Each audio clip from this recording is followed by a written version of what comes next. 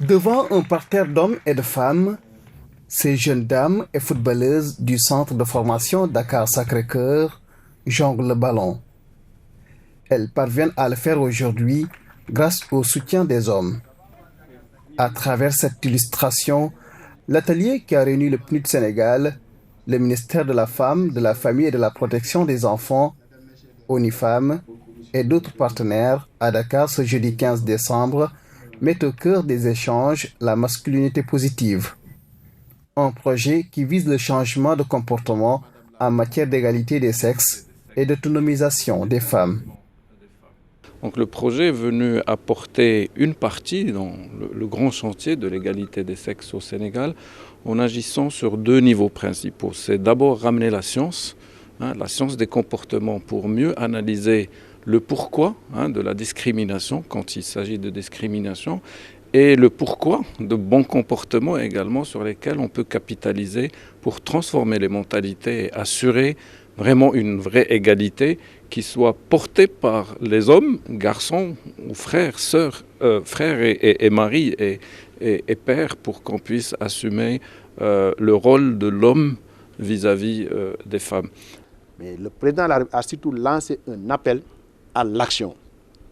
Il a dit qu'il ne suffit pas seulement dire que ça suffit, mais il faut agir, il faut réagir.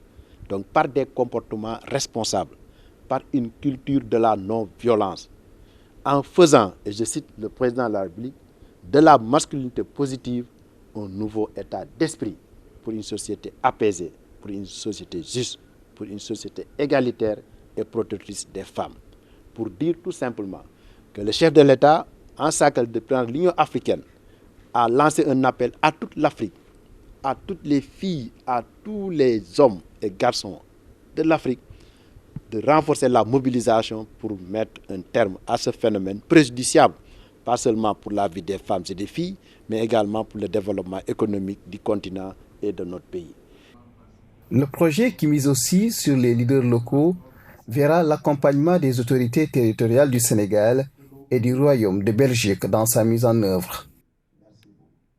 Nous allons accompagner cette initiative et ce programme, donc à chaque fois, et faire une démultiplication, une sensibilisation des acteurs, à savoir les porteurs d'opinion, les leaders, les chefs religieux, donc les sensibiliser davantage sur la masculinité positive. Comme je le disais, ça fait plusieurs décennies qu'on travaille ensemble de cette manière-là. On le fait encore maintenant, par le biais notamment de notre programme bilatéral où la santé des femmes, des nouveau-nés et des jeunes filles est au cœur de notre action commune.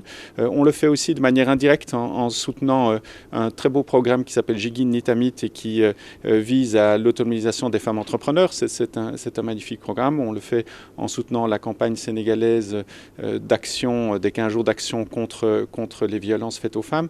Et puis, on le fait ici à nouveau, dans la même continuité, dans cette même continuité de plusieurs décennies. On le fait à nouveau en soutenant ce projet du PNUD et d'ONU-Femmes en faveur de la masculinité positive.